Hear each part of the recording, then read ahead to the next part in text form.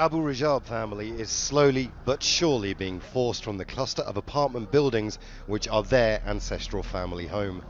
Israeli settlers arrived on July 25th, broke into 3 of the apartments and moved in.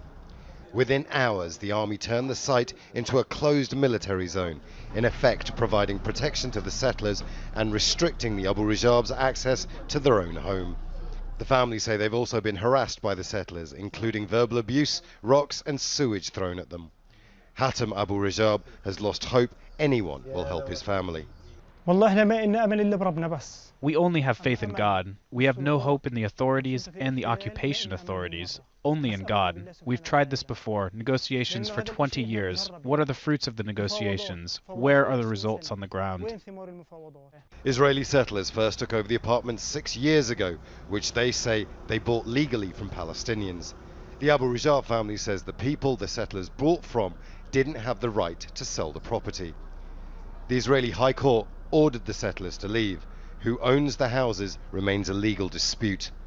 The settlers live here illegally, but they do have some high-profile political support. The settlers have proudly displayed a quote from 2013 from Prime Minister Benjamin Netanyahu. It says that this house must be populated. Supporters from other areas arrived bearing gifts. We asked this man if the settlers will leave. He says never. We've lived here for 2,000 years. A representative of the settler movement echoes that opinion and says they're frustrated waiting for the court to make a decision. We've waited 5 years for a process. Now we jumped the gun a little bit. We pushed it ahead. We're tired of waiting around, and especially with certain actions that have happened in the last few weeks showing a lack of sovereignty, of Jewish sovereignty. We, what you would call the settlers, we think we're the Jewish community of Hebron, have pushed forward and have gone back to a building that we rightfully own. For Palestinian anti-settlement activist Mohamed Kafisha, the Israeli settlers and the government have one goal. The Israeli military has killed a lot of Palestinians around this area in H2, and it was just for kicking Palestinians out and scaring Palestinians not to live here.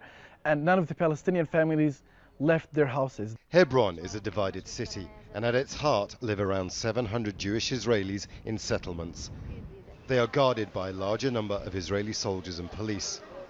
37,000 Palestinians live in the same area, but their movement is severely restricted by dozens of military checkpoints. The city has a tense atmosphere, and the occupation of the Abu Rajab home is only adding to that. Imran Khan, Al Jazeera, Hebron, occupied West Bank.